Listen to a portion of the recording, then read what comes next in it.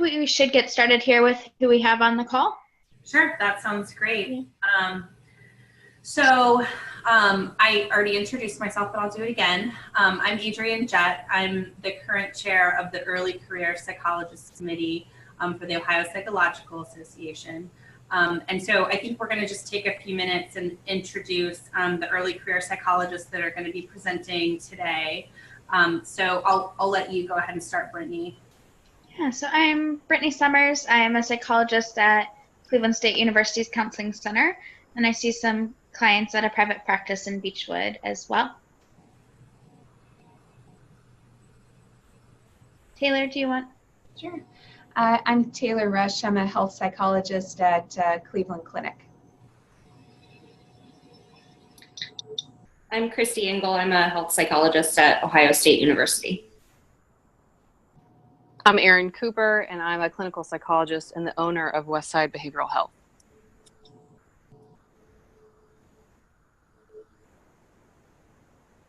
Get everybody? I think we have Amanda yet. Oh yeah, Amanda?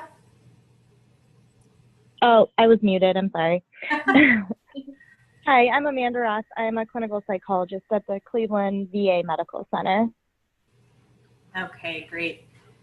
Thank you. So all the folks that introduced themselves, they're all early career psychologists, and they're all members of the Early Career Psychologists Committee.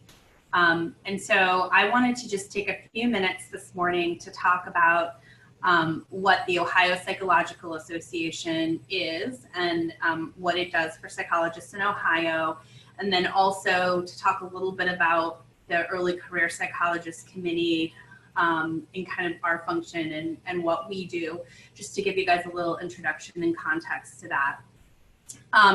So one of the cool things about the Ohio Psychological Association is that it's a powerhouse, and if you compare it to some of the other states, we have a lot of good stuff going on. We're currently the 7th largest state psychological association in the country. We have paid staff people. Actually, I don't know the total count, but there's several paid staff people to direct our advocacy, our marketing, our educational work that we do. And a lot of what OPA does has been, OPA is a model for other state associations throughout the United States because we do a lot of things right. We do many things for our members, including providing educational programs. We have our big convention that's coming up in April, where we have presenters on a number of different topics. We've got CEUs and workshops throughout the year. We also advocate heavily for psychologists and the folks that we serve in Ohio, for stronger regulation of insurance companies, for Medicare, Medicaid issues, access to treatment issues, and also one of the big things that OPA is doing is advocating for psychologists to have, who are trained to have prescription rights in Ohio. Our OPA advocacy committee has been really active on that issue. So what we do is create relationships with legislators, both at the state and federal levels, so that we can serve as a source of information about mental health, but also so we can let them know about the issues that are important to us when they're making and voting on legislation. So that's a huge, huge piece of OPA. The other piece of OPA that I think is really important is the training. OPA is really committed to training strong leaders at the state level as well as at the federal level. So there's many opportunities to get leadership experience and development as part of OPA. Several of us on the call are involved in the Leadership Development Academy, which is a year-long program to help us develop leadership skills that we can use within OPA, but also in our jobs and our communities. So that's a huge, huge piece. I just got back from the American Psychological Association Practice Leadership Conference, and our state sent several delegates there where we practiced and learned advocacy skills and went to talk to our congressmen. We talked to Senator Portman and Sherrod Brown and all the congressmen in our states about issues important to psychologists. So lots of training and advocacy and leadership. I encourage you guys to explore OPA, come to our events. Many of you already are on the OPAG's executive board, so that's a great start. And you probably all know this information that I'm sharing with you guys. The Early Career Psychologist Committee, we're underneath membership development. And so one of our two main goals are to speak about the issues important to early career psychologists and share that information with the vice president and the board so that they're aware of the issues that are important to us. But then also we want to create programming that's important to our early career members. And we also want to start that sort of leadership development pipeline, starting all the way from undergrads through graduate school, all the way through to OPA. We want to make you guys familiar and excited and willing to be involved in advocacy and leadership at your state association and also your federal level. So I want to just thank everyone for being part of this today. And if at any time you guys have questions about OPA or ECP, let us know and we're happy to answer them. On the group chat, I'm going to send my email address around. So if you have any questions about Early Career Committee, the Leadership Development Academy, let me know.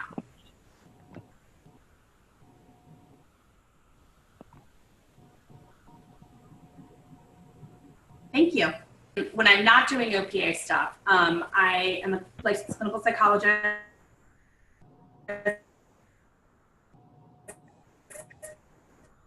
So I work,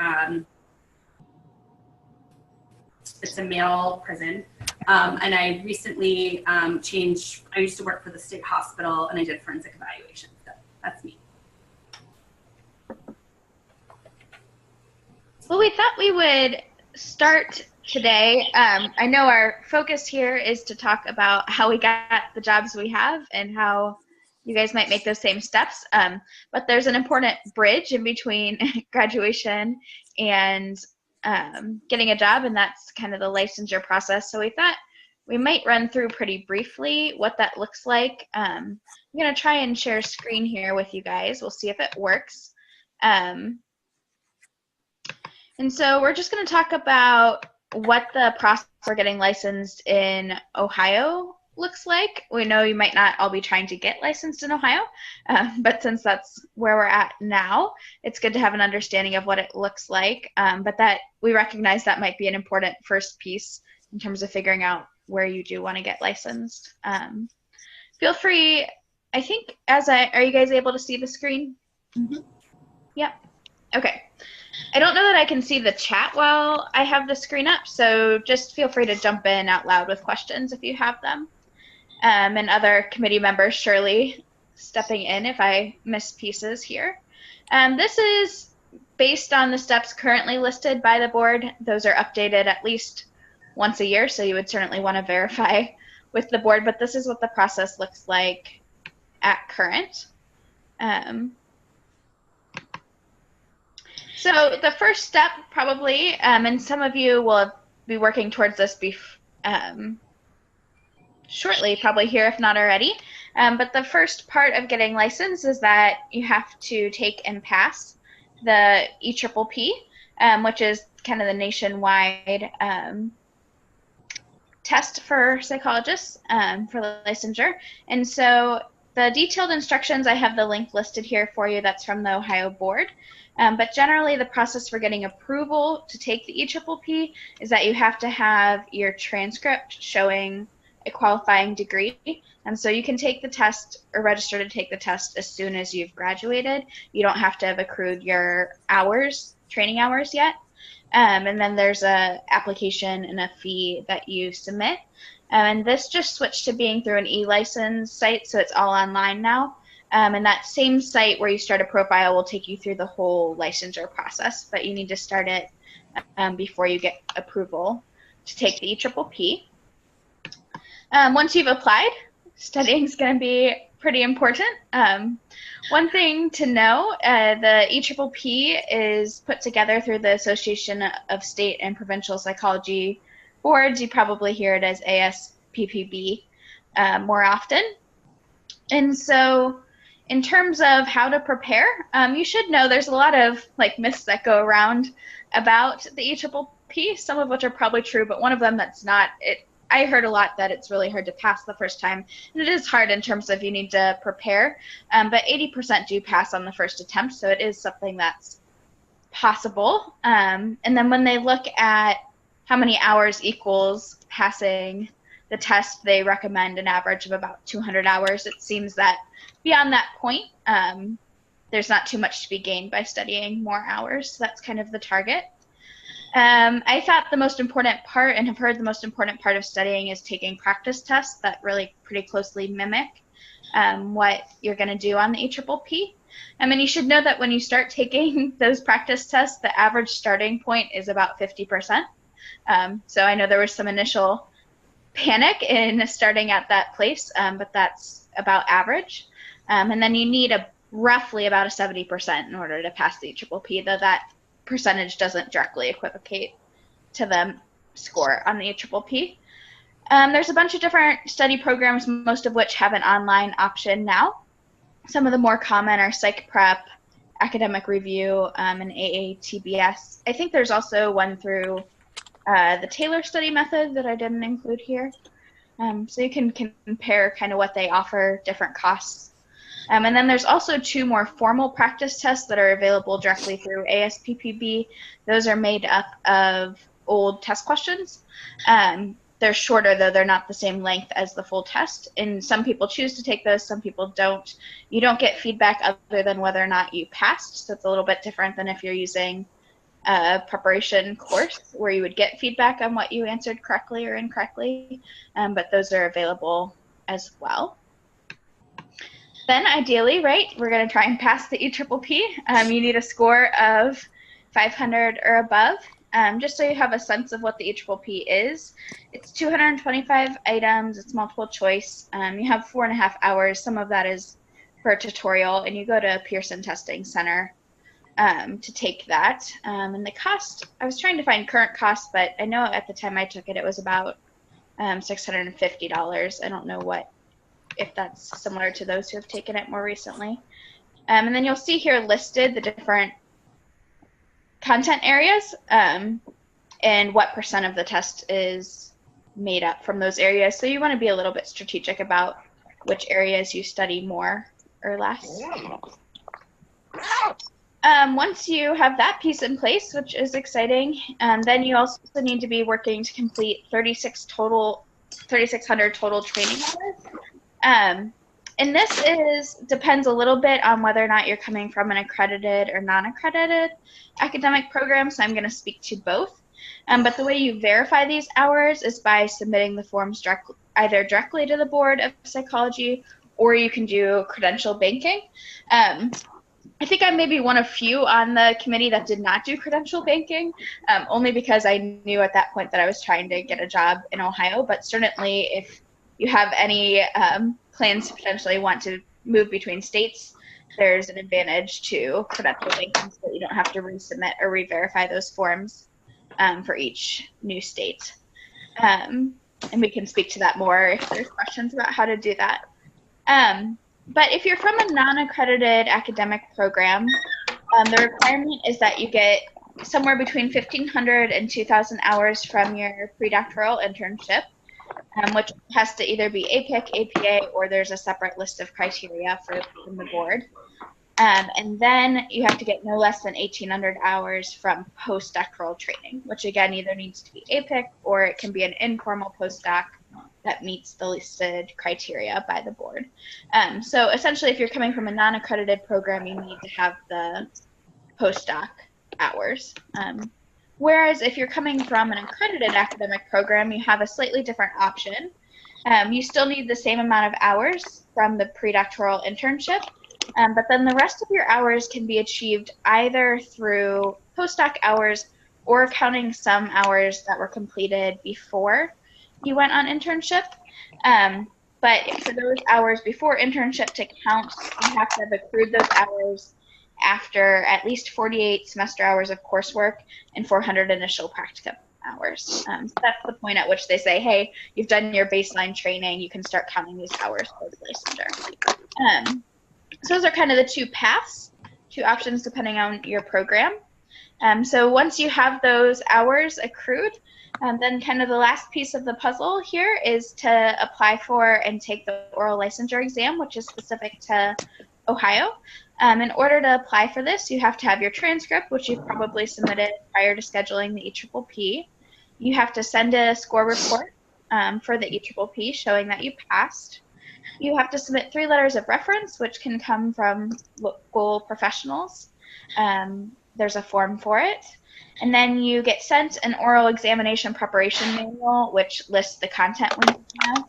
And you have to return a form saying that you received that manual. You have to verify the hours, as we were just talking about, and then you have to complete a background check, not prior to taking the oral licensure exam, but prior to the license being issued. So it's helpful if you have that in place beforehand. Then you study for the oral licensure exam. The content is excerpts from the Ohio law. You can see the different content areas here. It's about 40 pages of material that they'll send you, and we can all attest to the fact that memorization is really important. This is pretty different than the EPPP. It's not multiple choice, it's just being able to verbatim answer 5 questions. And so it's really important to have the material pretty well memorized. And then you'll be administered 5 questions, and you get up to 2 alternate questions outside of that. So if there's one that you don't know the answer to, you have a backup question. It's offered about 10 times per year in Columbus. The dates are always listed on the Ohio Psychology Board website, just on the main page there. But know that the times fill quickly, so if you're working on a time crunch, you want to really sign up for that as soon as you're past the EPPP and have your hours verified. And it's administered by 2 members of the board who administer the questions to you. And then, so assuming that you pass then the oral licensure exam and you have your background check completed, you'll get your license then by email. I think they say within about 1 to 3 days afterwards. That's the process. I don't know if anyone, let me go back to see if I can stop sharing this and go back to the main screen. I don't know if I kind of ran through things. If you have any questions about that process, or feel free to jump in.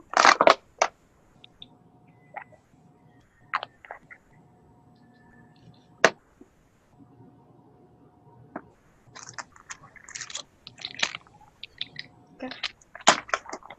Great. Well, then we will jump into kind of speaking about each of our own process for kind of finding and getting our jobs. I think we're going to start by talking about some of the different paths we've taken, whether that was through formal postdoc, informal postdoc, or kind of directly into job.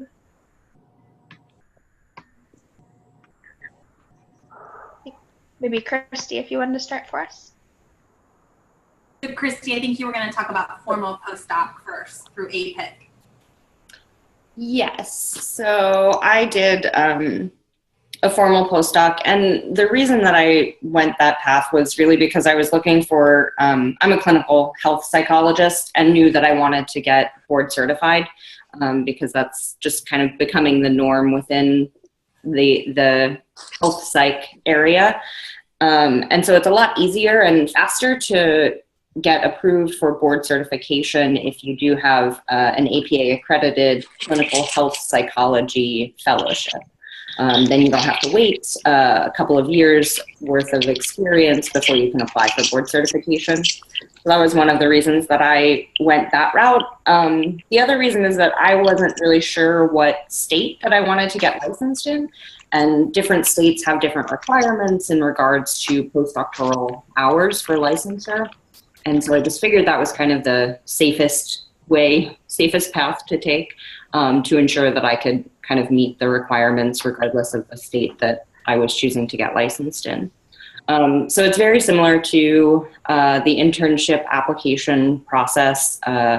There's a website where you go to look at it's the Universal Psychology Postdoc Directory, and it lists kind of all of the sites there and gives you the information, the same as on Internship in regards to the programs and the tracks and accreditation and things like that. And so then from there, again, similar to Internship, it is a formal application through APIC. It's called the APICAS. There's a fee for applications through the formal postdoc, but it's less than the internship thing. I think it's around $30 for the first one and then $20 thereafter. And the difference for me, at least, was that there are a lot fewer programs to look at or to apply to than for internship. I think I applied to like 20 internship sites and only about 5 fellowship sites. Because I think you become more specialized and are more aware of where you want to be and what you're looking for. And for clinical health psychology, there's only, I think, 6 APA accredited clinical health psychology fellowships at this point. And so I was really focused on attending one of those.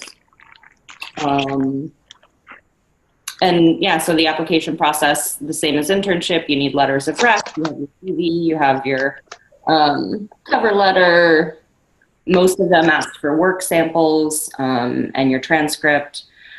I think the difference in the interview process is that a lot more sites are willing to do phone interviews or through the VA, their Skype system interviews more than on internship, and that it's really not frowned upon to do that. Whereas I think in the internship application process, it's a little more important to kind of do those in person.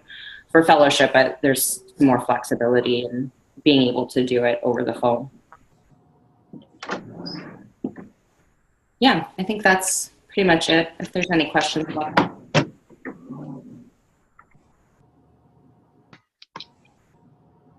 I think the next piece, Erin, you and I were going to talk about the informal postdoc process, which I guess would be not through APIC. And Erin, I'll let you start and talk about your process and how you arranged for your postdoc. Yeah, thanks. So I was getting married right at the end of my internship, and I knew that I wanted to stay in Northeast Ohio. I'm based out of Cleveland. Wanted to stay in Northeast Ohio because I figured the first year of marriage was not the best time to resume a long distance relationship. And as I looked for formal postdocs, really the only thing that I was finding were some of the health psych positions that really I wasn't qualified for. And so I, was thinking about applying for them, sort of hoping, fingers crossed, that it might work out. But really I knew that I didn't have the appropriate background and training for those sorts of things. And one day at my internship, I got an email about a speaker that was coming who had written a book about love and sexuality. And that was relationships and sexuality was my main emphasis and focus and what I ultimately wanted to do in my clinical work. And then I noticed that this guy was local. And that the name of his practice was called Center for Sexual and Marital Health. And so I basically did the email equivalent of cold calling him and seeing if there was any potential postdocs at his private practice. And he replied that they didn't have postdocs, but he was willing to learn more. And so essentially I, through this interaction through email, convinced him that I would be an excellent postdoctoral fellow and that all I really needed from him was a psychologist on staff that was willing to supervise my hours and provide me with supervision.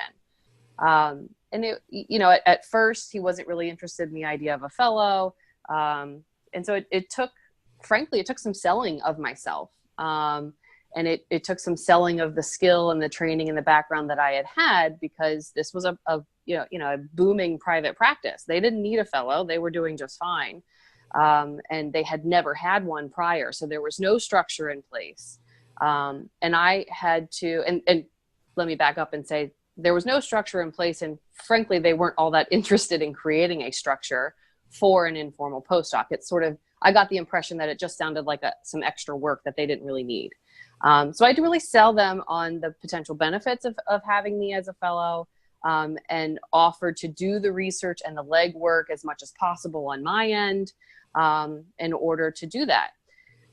Because they are a private practice, they also operate a bit differently than, you know, your standard internship or APIC postdoc, and that they're in private practice, they offered a split, which essentially means if you bring in $100, you get, you know, 60 or 50% or what have you of that $100.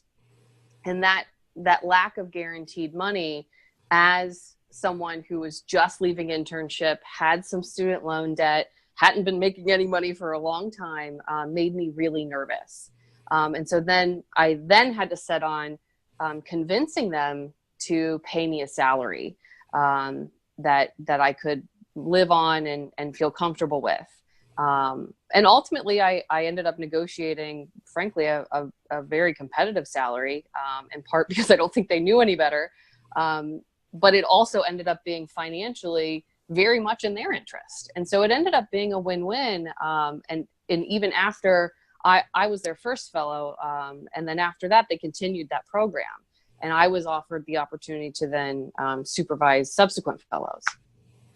So that's kind of how my postdoc went. And there were some drawbacks and some positives, but ultimately I was thrilled with how it all worked out, because I was able to stay in Cleveland where I wanted to be with my new husband. I was getting really the specialized kind of training that I had been searching for. But it just took some confidence and some initiative on my part in order to make those things happen. But ultimately, I couldn't have been happier about it.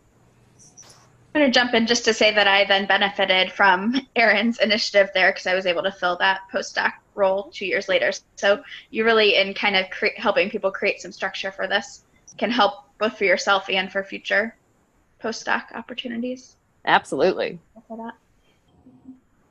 So my experience, I also did an informal postdoc as well, and similar to Erin, I did my internship in Maryland, but I knew I wanted to come back to Columbus, Ohio.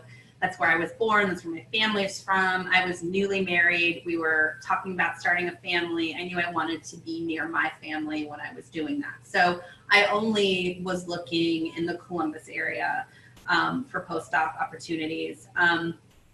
And I ended up applying to just informally through email and a phone call to Mid-Ohio Psychological Services. I had interviewed there for internship, but at the time it was not an AP accredited internship, and I knew that's what I wanted. So I didn't end up going there for internship, but I really, really liked the site, really liked the supervisors and the work that they were doing. And so I sent out an email and shared my interest. And they had somewhat of a structure at the time for postdocs, but nothing specific. I think there were maybe 1 or 2 postdocs at the time. But Mid-Ohio Psychological Services has I think 5 or 6 different locations throughout Ohio. So there was, there weren't a lot of us. They did have interns at the time. So there was an intern and a postdoc kind of spread throughout the different agencies and places that they worked.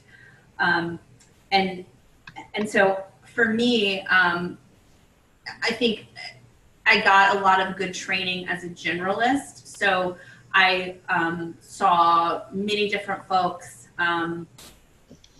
I also got training in psychological evaluations and forensic evaluations.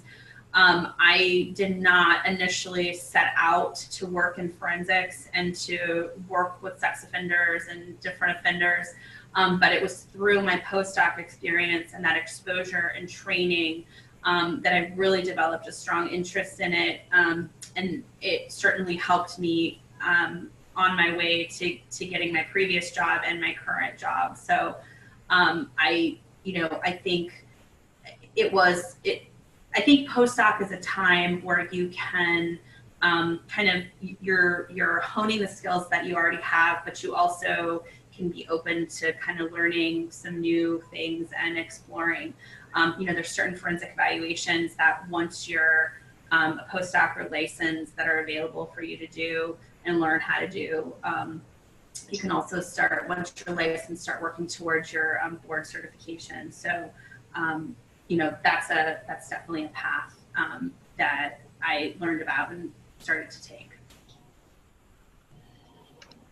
We wanted to throw in and just speak to the fact that some people do go directly from their internship into a job. We don't have anyone on the committee currently that does that, but certainly that's a viable option that we know many colleagues have taken. At this point, for the students, do you guys have any questions about postdocs or one road versus the other, or how to make that decision?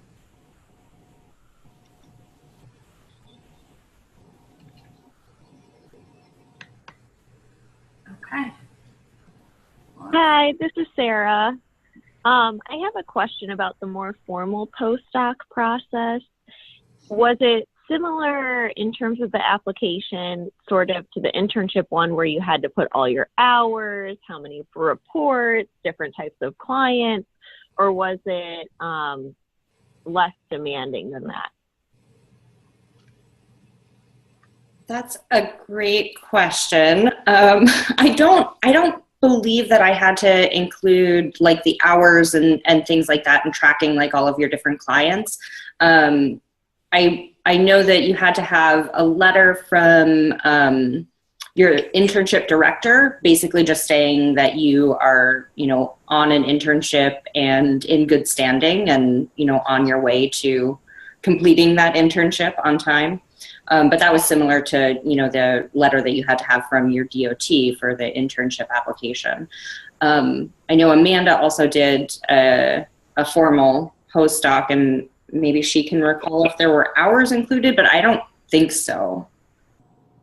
Hi, this is Amanda. No, it's less demanding, as I recall. It definitely, you don't have to type in all of the hours. The only sort of, I guess, irritating thing is that you really need your internship director or whoever you get your letters from to personalize them to each postdoc site, which is not how we did it for internship, because you upload the documents like all at one time for each individual formal postdoc site through the website. This was like 3 years ago at this point, so they might have cleaned up the process, but that's the only sort of irritating thing. But the process, in at least in my experience, was much easier. And like Christy said, you apply to fewer sites, really, and so it's not like formal internship at all. It's much easier. That's great to hear. Yeah, it's really important though to know that like each individual document you upload needs to be specific to the postdoc site, which is, as I recall, is not how we did it on internship. They just spoke to you as a person, but they now need to be personalized to the site. Thank you. That's very helpful.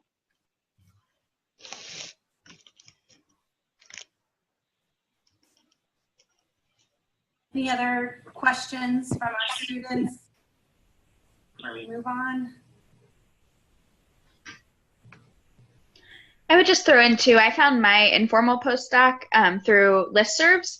So that's another option as opposed to just having to do some of the cold calling, is to pay attention to different listservs related to a site, like the types of sites you might be interested in. Have your colleagues paying attention to listservs for you. And that can be another way to find some of the more informal options.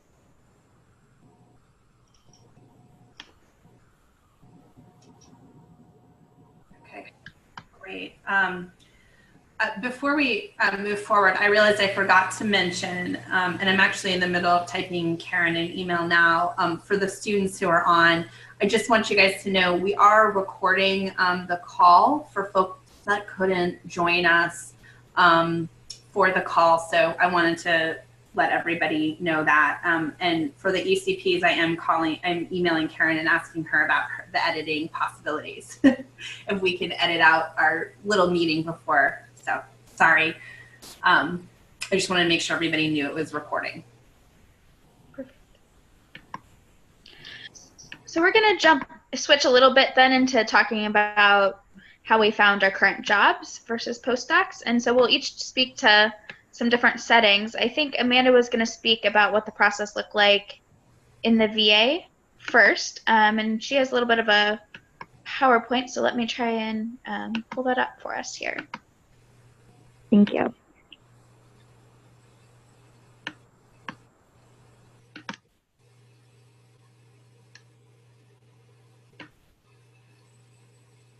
Okay.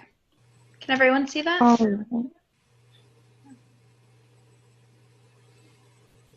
I think so. I can. I can.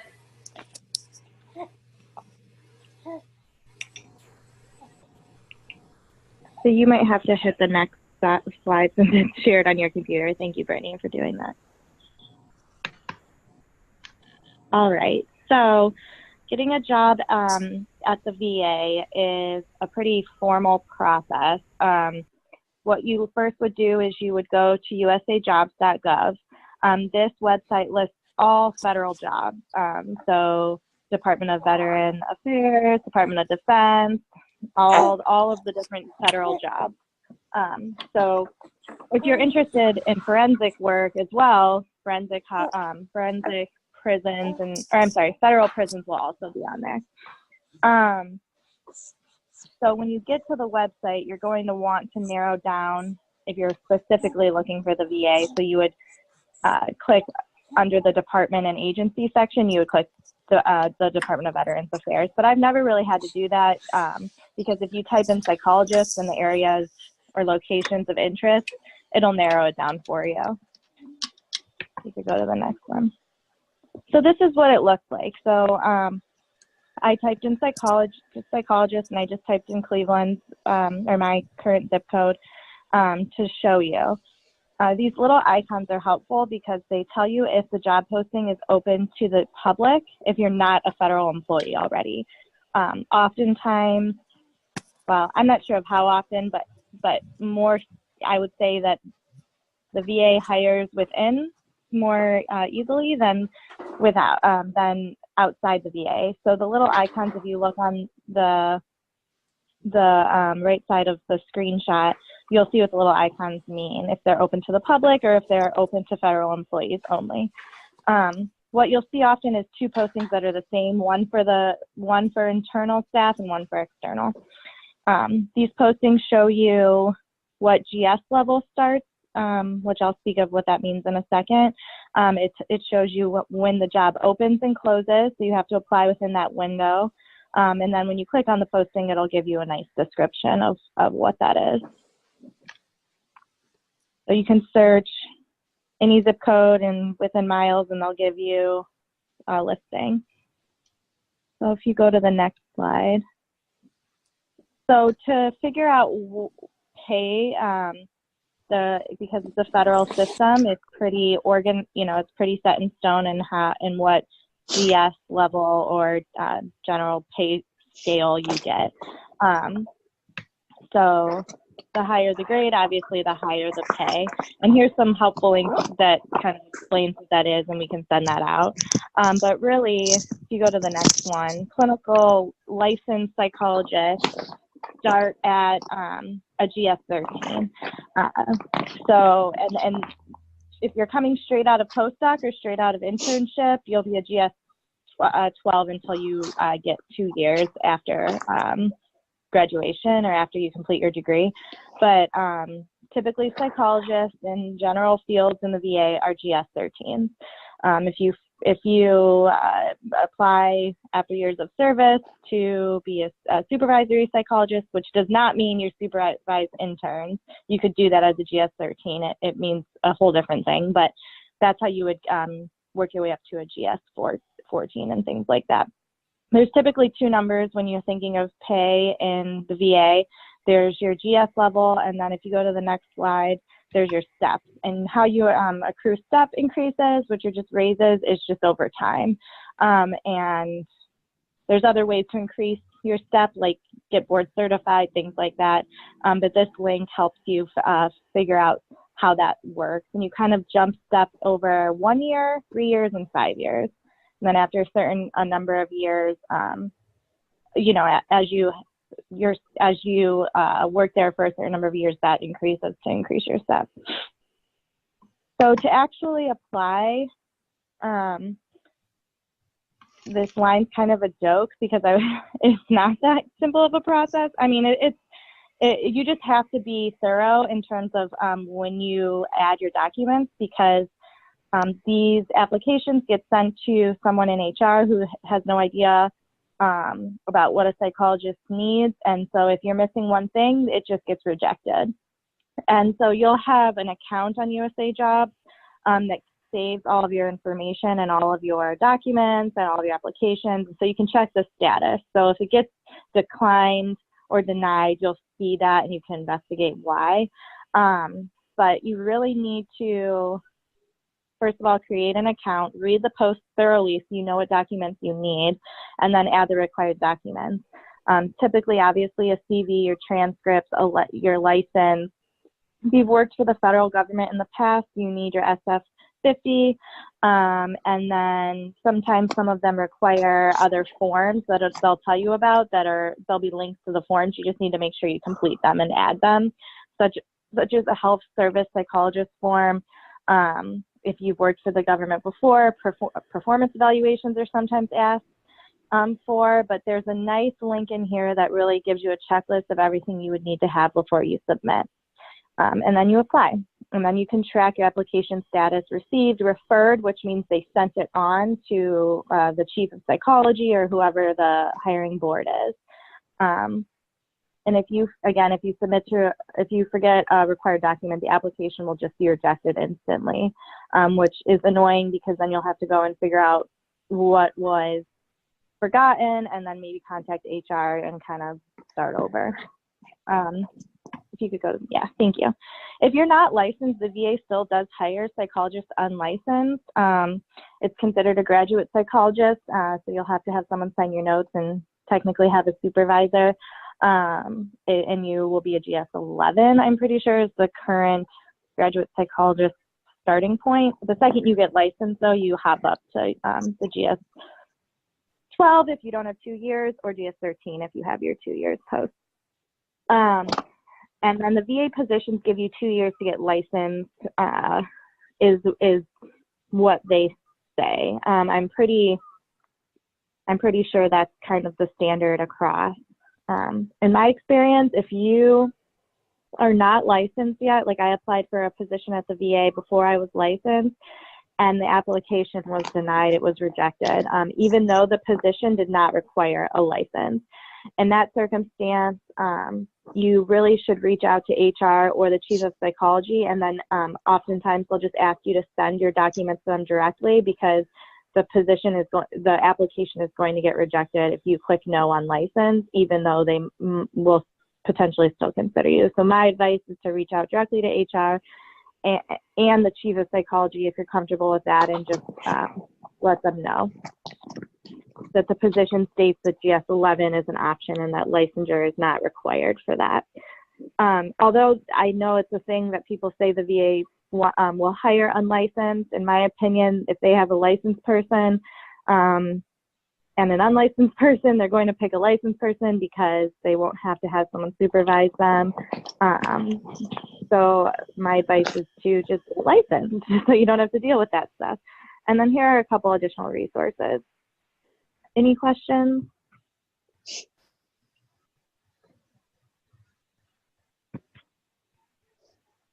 All right. I can add my email as well if anyone has any later on. Amanda, I just have a couple questions. So I was wondering, the different VA sites throughout the state, could you just maybe explain a little bit about kind of where they might be working or kind of what you do on a day-to-day basis? Because I know that you all have different specialties, like there's trauma specialties, there's, like homeless veteran specialties, HIV, there's just different Yeah. clinics. So could you talk a little bit about that and the different opportunities? Sure.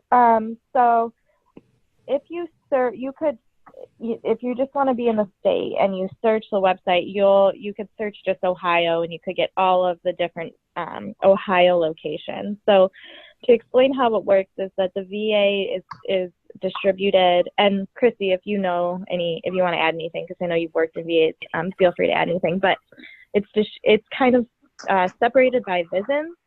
So Cleveland area, the greater Cleveland area, all the way down to like New Philadelphia is VISN 10, and all the way over to like Lorain or even Sandusky is VISN 10. I'm not sure what VISN Columbus is, but throughout that VISN is typically a main medical center, which will have a plethora of different jobs for psychologists. So if you're a clinical psychologist, I personally work in the Veterans Recovery and Addiction Center. So I work in residential and outpatient addictions treatment and dual diagnosis treatment. So my job posting that I applied to specifically said VARC, which is the Veterans Addiction and Recovery Center. If you saw that screenshot, there's a couple positions were currently open for a particular health psychologist in the pain clinic. So the descriptions of what type of psychologist you would be or what type of position you would be applying for is thoroughly described in the posting. If you weren't at a main medical center, but you typed in, let's say, the Cleveland zip code and there was an opening at a CBOC, which is a community-based outpatient clinic, that would describe the job there. So, for example, the smaller CBOCs have a couple psychologists that might cover multiple areas. So if you were hired at a CBOC, you might do primarily outpatient individual work, and it would describe that as you being, an outpatient psychologist. But there's so many different sorts of psychologists in the VA. There's psychologists that just do compensation and pension exams, that work with veterans to get their service-connected disability. We have psychologists that work solely in the infectious disease clinic, who just work with patients who have Hep C or HIV. I solely work in VARC. I know, Christy, you worked in the health realm, so you worked in, I don't know, where did you work? Hospice and pain? Yeah. And I would say I did, cardiology and palliative care, oncology, so a bunch of different health psych rotations. And I would say that the VA is actually really progressive in utilizing psychologists and clinical health psychologists in particular. They have really kind of paved the way for integrating psychology into a lot of different health fields. So in particular, primary care is a huge area that's growing a lot within the VA system. So I would certainly encourage folks that are interested in clinical health psychology to look at the VA. It's not all PTSD and trauma work. Right. So, yeah. Amanda, I mean, in our VA in general, there is a whole primary care mental health integration team, which I'm not sure of the number of psychologists that work there, but there's quite a few. And postdocs rotate through there. Quite a few postdocs rotate through there in a given year. So, I mean, there's just so many different roles that you can have in the VA as a psychologist, depending on your specialty and depending on what you want to do. Amanda, could you just talk a little bit about how the psychologists in the VA support each other, how you get continuing education, rounds, like those kinds of things? Sure. So if you work in a medical center, and those of you who've worked in hospitals or even state hospitals, because I came from state hospitals and forensic settings, there's just so many opportunities for so many different learning experiences. I mean, at our VA in general, there's probably, I don't know, 5 different things you could attend each week that are educationally based, where you can get CEUs. In terms of support for each other, I would say that there's like 90-something psychologists at the Cleveland VA. So overall, depending on what clinic you're working in, you probably only interact with those in your clinic or close referring clinics. Like we work a lot with the homeless program and things like that. But other than that, I mean, to be honest, there's 97 psychologists. I don't interact with the primary care psychologist that much unless they're referring someone to addiction treatment. But overall, there's just so many opportunities to do different things. There's a huge need for capacity evaluations, and a huge need for compensation and pension evaluations. So even if you're a psychologist working in outpatient mental health, or working in the pain clinic, or working in VARC, you can be involved in those sort of evaluations as well to have something a little bit different or extra on the side. So yeah, I hope that answered your question. Yes, thank you. I added my email if anyone wants to ask about VA opportunities. I know right now the Cleveland VA has a couple of MAC openings, which is mental health ambulatory care clinic, which is basically an outpatient clinic. And then there's a couple health positions as well. And there's a SMI position opening up.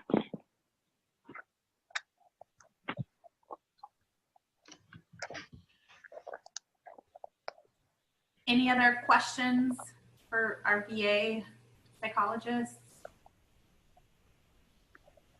Thank you. Okay, so I think, were we going to talk about private practice next? Yes, with Erin, I think. Great. So as I explained before, my postdoc was in a private practice. And so that just transitioned into a job, which was really nice because I was happy with the training that I had gotten. I really enjoyed working with my colleagues and really wasn't looking forward to starting yet another, sort of next step search process. So it was nice that in that kind of setting with the informalness of the postdoc, that it was able to just very quickly transition into an actual job. And so then I became a staff psychologist. As I mentioned, I also started supervising other fellows or new fellows and got some more experience there. Then after the birth of my first child, frankly, I realized that I no longer wanted to commute across town. And so I started my own private practice. And if you had asked me in graduate school if I would be in private practice, I would have laughed at you. I went to Temple University, and at least in the time that I was there, though I can't imagine that it's changed, they were not training us to be private practice clinicians. And yet I am so fulfilled and so happy with my decision to step into the world of private practice. I think that there's a lot of benefits that I had never really considered until I was in it and was like, oh, wow, this is kind of nice. So one of those being that with private practice, you have sort of the ultimate flexibility. You can typically, depending on what kind of group practice you are in, as long as you have access to an office, you can work as much or as little as you'd like. Now, typically in private practice, that also dictates how much you make. And so for some people, that can be a really wonderful thing. There is some comfort in having, sort of like you are hired at a hospital and this is your salary and these are your benefits. There's certainly a lot of comfort in that. However, you have the ability, if you want to, and depending on how much you want to work, to totally dictate the amount of money that you make based on how many patients you want to see, because most private practices are going, at least in Ohio, are operating under what's called a split, where you get a certain percentage of the money that you bring in the door. So that part's really nice. The flexibility of your hours is really nice. And also, I think that a good group practice is going to be able to help you get started in building a caseload. So that was definitely a huge concern for me, stepping into this realm of like, well, where am I going to get patients, right? Nobody knows who I am. And so a good group practice is going to be able to help send you referrals through intake. But it also, in private practice, because there's less structure, because there's more autonomy, requires you to take a bit more initiative, not just in networking with colleagues and getting your name out there and making sure that people are sending you referrals, and sort of staying in contact with colleagues, but also in things like pursuing continuing education opportunities, and finding out how to fulfill those kinds of yearly licensure requirements.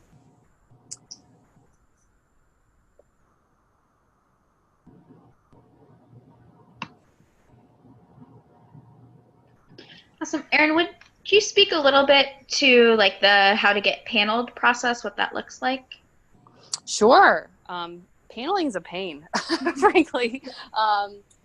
So to get paneled, it's a lengthy amount of time. So if you do enter private practice, you're going to, my recommendation to any like starting psychologist going into private practice is to get paneled on as many insurance panels as possible, because it's very unlikely that a new psychologist without a lot of experience and without a lot of referral sources in the community is going to be able to just, set up shop and start, only accepting cash.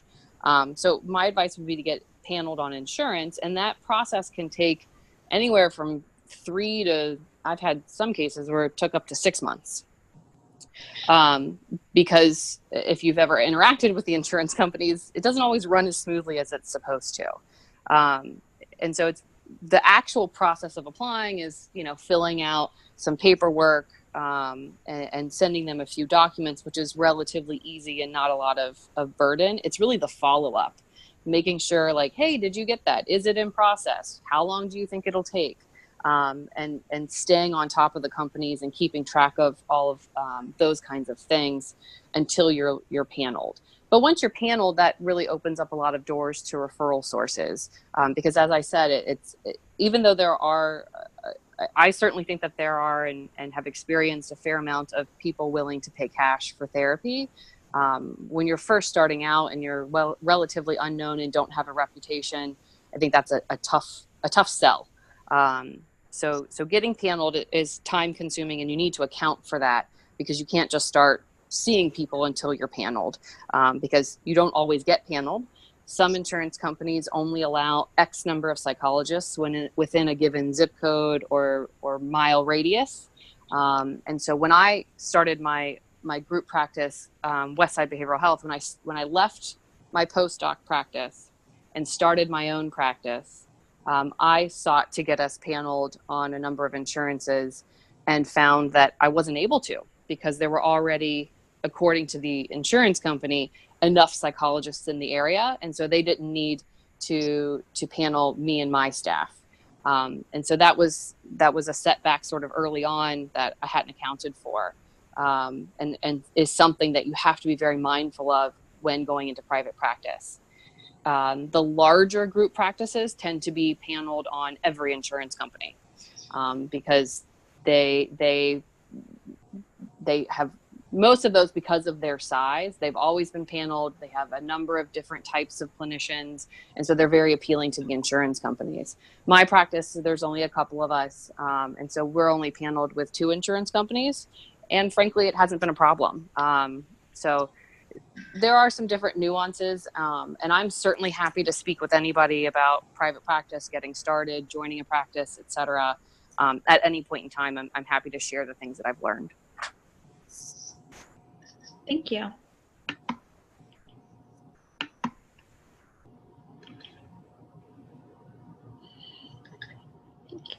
Taylor, are you willing to speak to the hospital settings? Yes. So I'm a clinical health psychologist at Cleveland Clinic. I did a 2-year fellowship at Cleveland Clinic. And I remember it was the beginning of my 2nd year that I started job searching. just to feed my delusion of control. So I ultimately looked for jobs mainly through listserv, colleagues that knew places that were looking for health psychologists, as well as the APA jobs listings. So I found that to be extremely helpful. So ultimately, I had no intention on staying in Cleveland. I didn't have any family here except for my own that I've made. And so I was looking to get back somewhere else. And so I had applied to a few places, and I found that depending on location and depending on the atmosphere of the hospital and the environment, the jobs kind of wildly ranged in terms of duties, in terms of how involved you were with actual medical teams. And so so even based on job descriptions alone, they all, even though they may have sounded similar, their actual context was very different.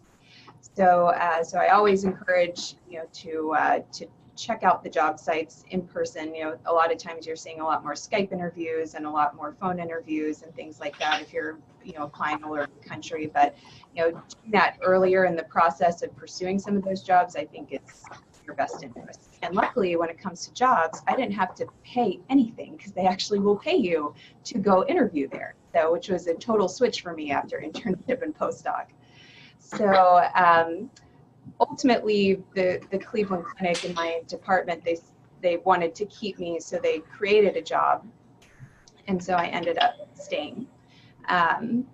So now I work primarily in pain, specifically headache, as well as in movement disorders.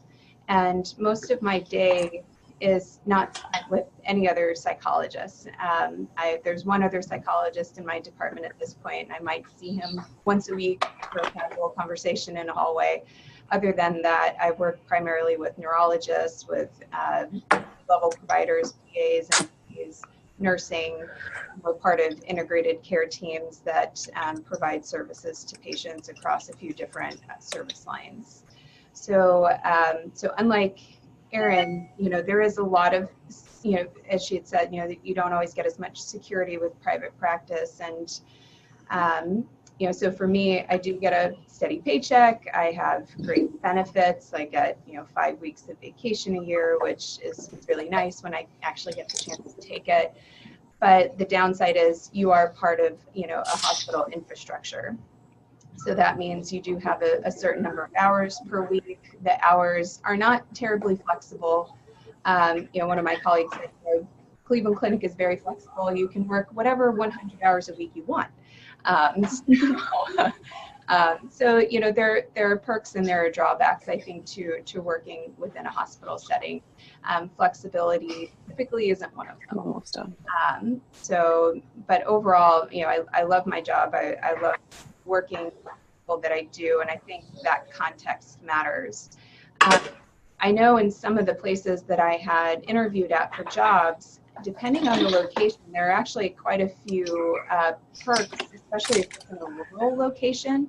I found that they had other opportunities for loan payback and forgiveness, which is always nice.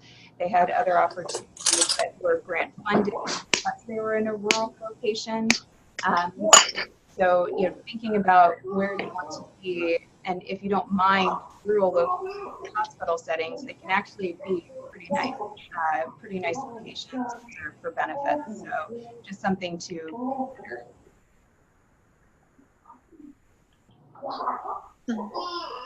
Do we have any questions about getting a job in a hospital setting? Taylor, I would add, I was also looking for health psychology positions and within hospitals, and I actually went to particular hospitals' websites and searched their job listings, and oftentimes you can sign up for email alerts when something comes up, a job that's matches the description of psychologist or something like that, and you get an email alert saying that something new has been posted to their website. So if you have an idea about a specific hospital, or, you know, I basically searched hospitals within a particular area of the country and then went to each of those hospitals' websites and, you know, search jobs specifically through there. So, you know, then you can, if you know where you want to be, you can actually just go directly to their website to find jobs too. Absolutely. I totally forgot about the fact that I had done that too. Thank you for reminding me, Christy.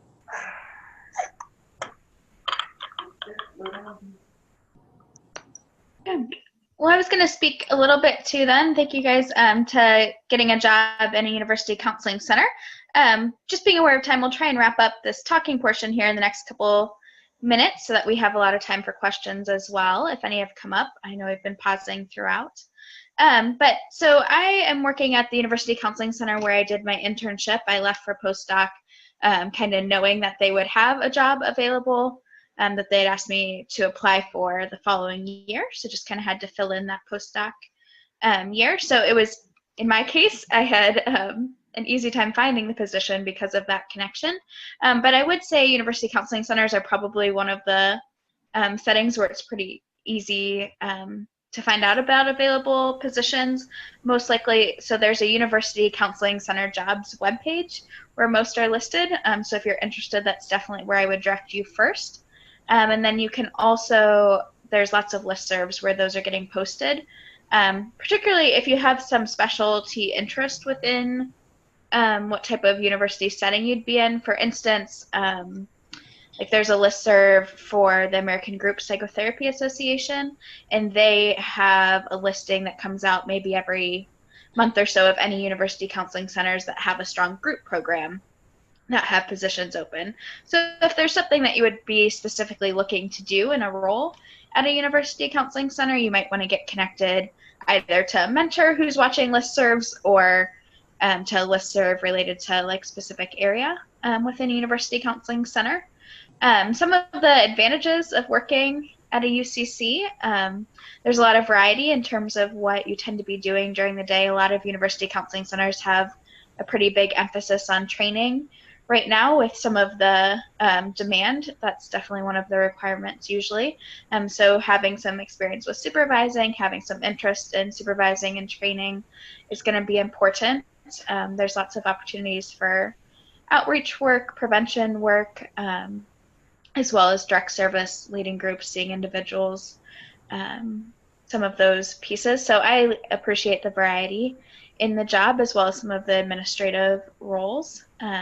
There's also tend to be pretty good benefits and flexibility. Often you're going to be observing university holidays as well, which can certainly be a perk. As you would be applying, you would want to pay attention to how many months the contract is. It's not uncommon right now for university counseling centers to be on either a 10 or 11-month contract where you would be off during the summer, which is great, except obviously pay is reduced due to that. So you would want to pay attention to what sort of contract you're looking at. Outside of that, you would maybe also just want to pay attention to what sort of model the university is using. For some settings right now, they're on what's called an absorption model, which means you're expected to see X number of intakes a week, and you absorb those into your caseload, kind of regardless of how full your caseload is at the moment. Other settings have a real-long wait list, which has its own concerns at this time for getting clients in.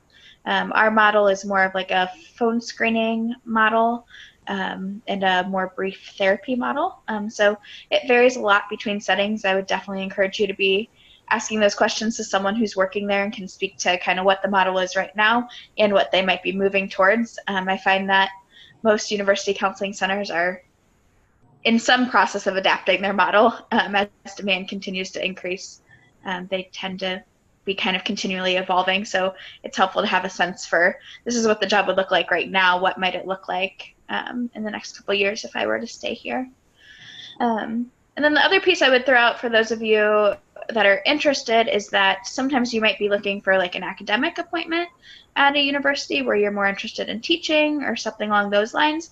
Just to know that if you're in that position but you're still wanting to work towards licensure, I know we're able to partner with some of our faculty who are still kind of operating as postdocs, accruing some hours in our center while they're teaching full-time at the university. So if you're looking for more of an academic position, but still want to be like clinically licensed, that could be a good like combination option for you as well. And then the actual like interviewing or applying process is usually through the university's HR department. I've seen all sorts of interview styles used, but typically there's, at least for us, there was a round that's more HR based. Right. And to make it through that interview round, then there's a round with the psychologist you would be working with. Brittany, I'm sorry, your internet's kind of going in and out. We sort of, so. Oh, okay. Let's just step on to you then, because I want everyone to be able to hear.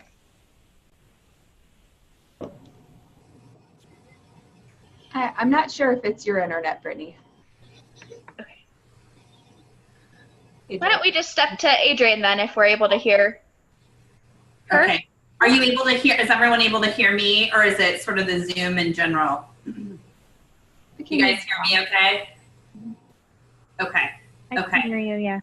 Okay, I just want to make sure though, Brittany, that last piece that you were sharing sounded important, and I think we missed maybe the last 20 seconds of it. So I don't know if you want to maybe just put it in chat or try again. Sure, I'll just put my email in chat, and if anyone had questions about it, they can reach me there. Okay, how are we doing on time? We've got about 15 minutes, so probably, Total? yeah. Total left. Okay. Okay, so I will try to be brief so we have enough time for questions. So I work for the state of Ohio. I used to work for the Ohio Department of Mental Health, and then just as of a few weeks ago, transferred over to the Ohio Department of Rehabilitation and Corrections. So I want to just briefly speak to how to obtain a job with the state, if that's something you're interested in. And it's actually pretty similar to, there's a lot of similarities between applying for state and federal jobs in terms of the process. So the website that you go to is careers.ohio.gov, and I will put that in. And the format looks very similar to what Amanda showed. It'll list the positions, where they are. You can search for psychologist position, and that will give you jobs both with the Ohio Department of Rehabilitation and Correction, so prisons, as well as jobs within the state. So like the state hospitals, like Twin Valley, there's a state hospital in Cleveland, Appalachian Behavioral Health. So all the hospitals throughout the state that are state run. So when you apply for the jobs, similar to what Amanda said, again, make sure you follow all the directions, because again, this is someone who isn't a psychologist who's going through the application, and they can just reject it. Even if you have fabulous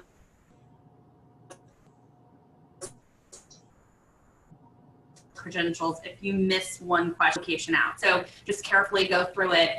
When they ask for things like, please list all of your graduate classes,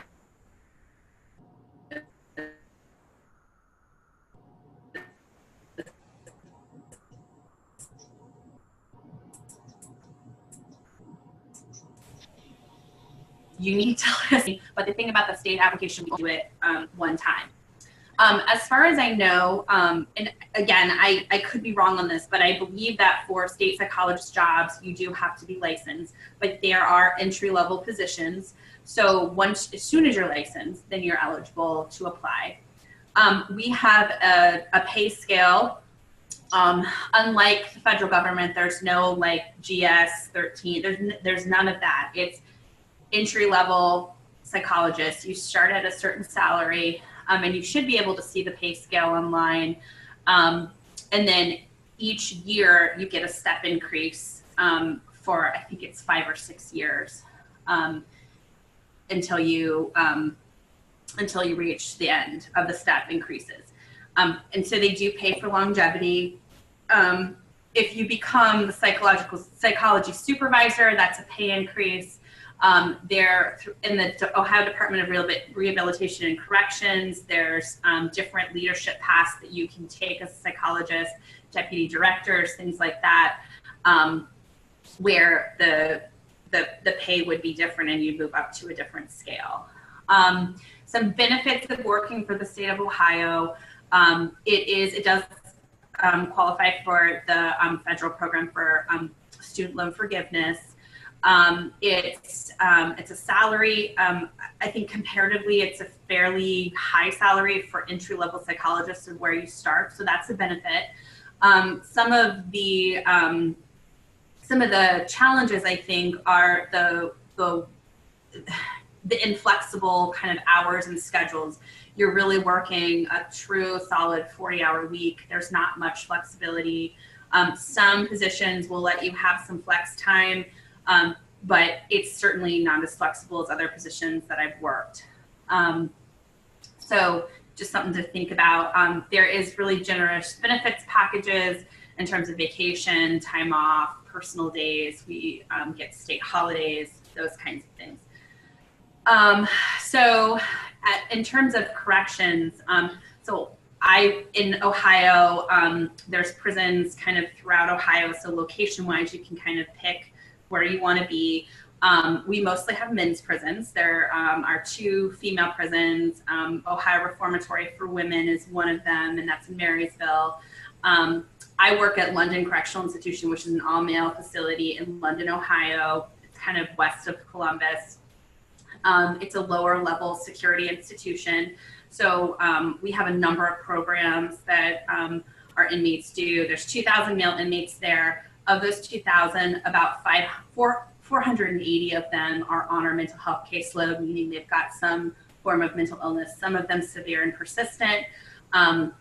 So we all kind of divide up this caseload and make sure that our folks have the programming, medicines, treatment that they need, because 80% of our folks will be released and out in the community. We want to make sure that they're healthy while they're with us and that that transition out is smooth and that we're working on reducing recidivism. So my day really looks a lot like, I think, a community mental health model.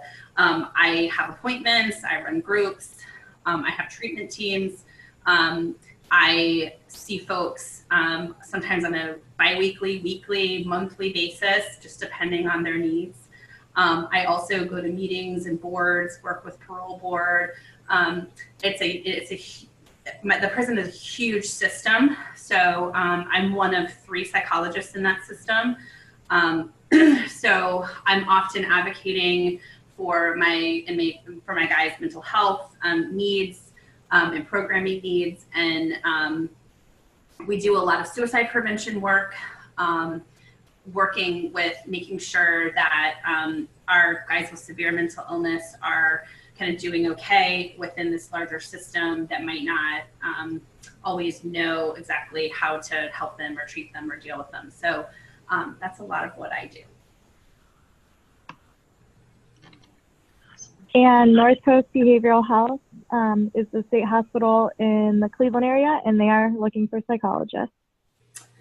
They are. And I'll say, because I came from Twin Valley when I went into corrections, and what I did at Twin Valley is I ran a competency restoration unit. So for mentally ill folks who had been accused of a crime, who there was a question of whether or not they were competent to stand trial.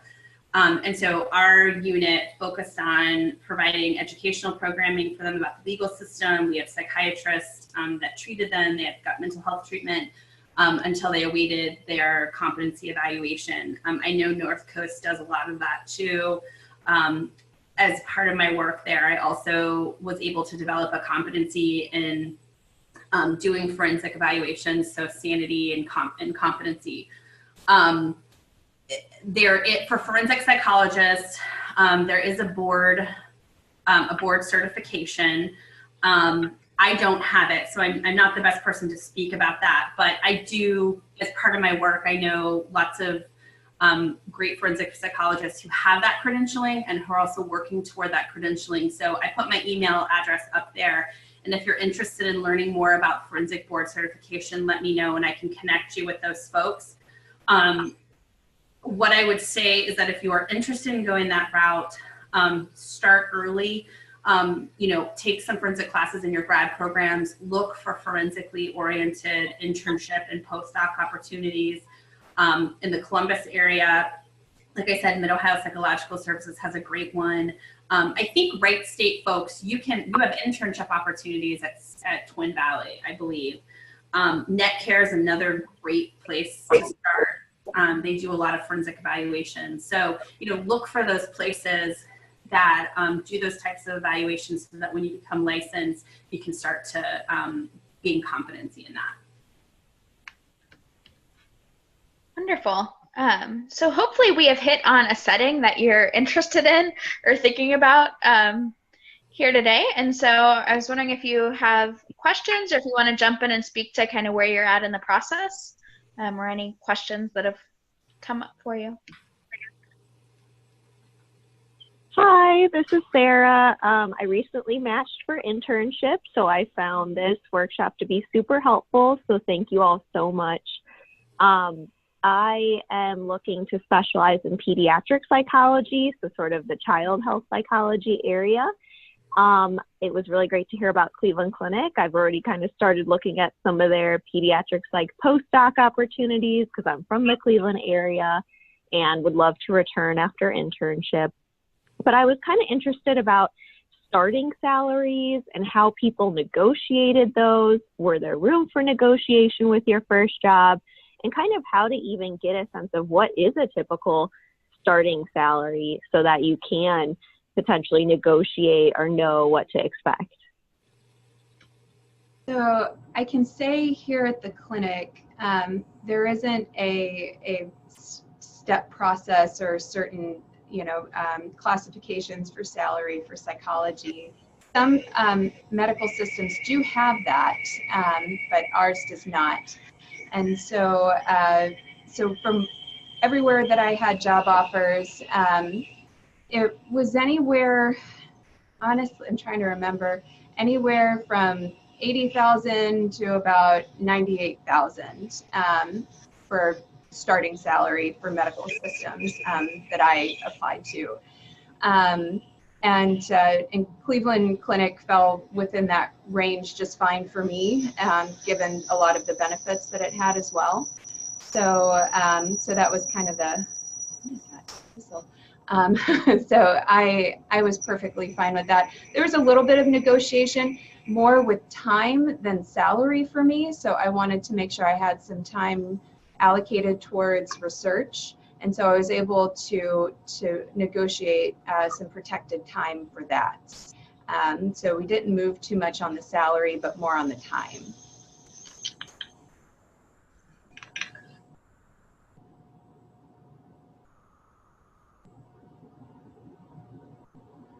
Thank you. That's really helpful. This is Erin Cooper.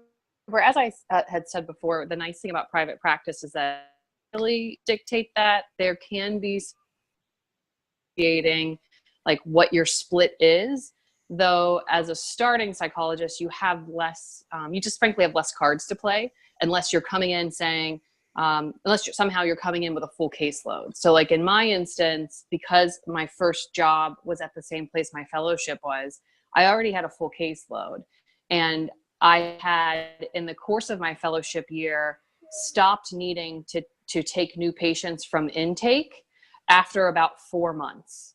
And so I was really at that point totally self-sustaining in terms of my caseload and where I was getting my patients, because I had done a lot of networking and reaching out in the community to build my own referral sources separate from the group practice. And so that gave me a little bit more of a leg to stand on in terms of negotiating what percentage of the split I was going to get. I would say, it's hard for me to remember because it's been a number of years.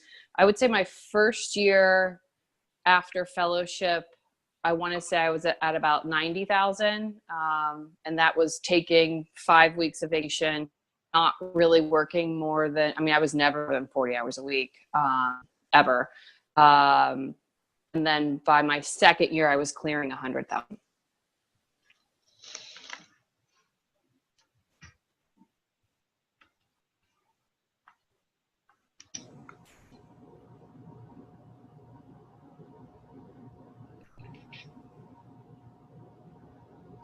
I know we're at about time here, but want to make sure if there's other questions, certainly I'm willing to stand here a few minutes more, but we understand if others need to head out. In terms of salary, certainly if you can find someone who's in the same type of setting you're in to chat with, that would be my best suggestion. That's how I had a sense for what comparative salaries were and what the negotiating process might look like. Thank you.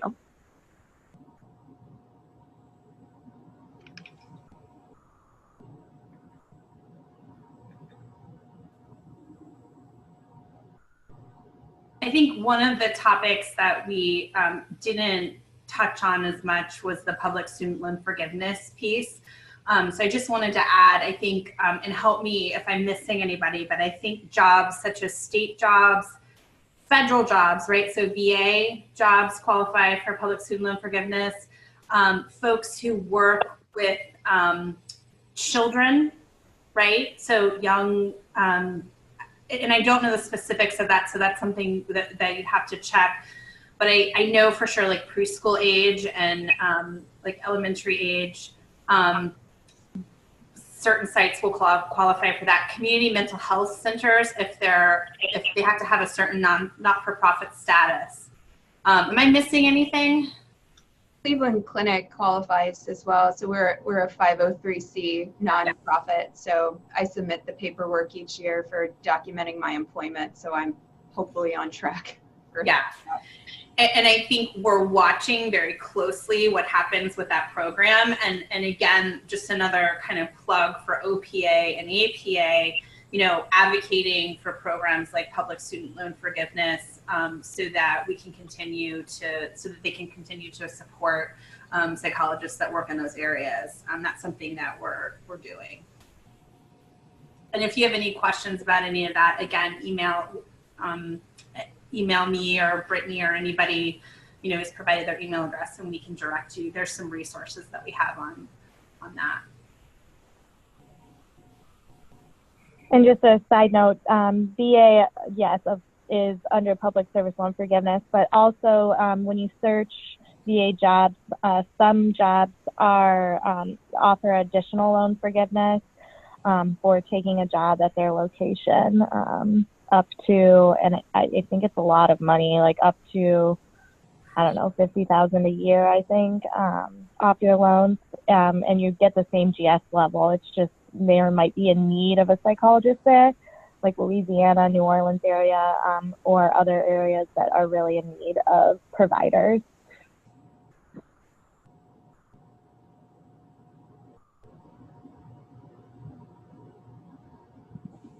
Well, if there's no further questions at the moment, I think we'll go ahead and wrap up for this morning. Certainly reach out to ECP, any of us that were here today or going forward, I know it's one thing to talk about these steps and it's another thing to actually move through them. So we want to be available to you and your colleagues as you try and figure the process out. But thanks for joining us this morning.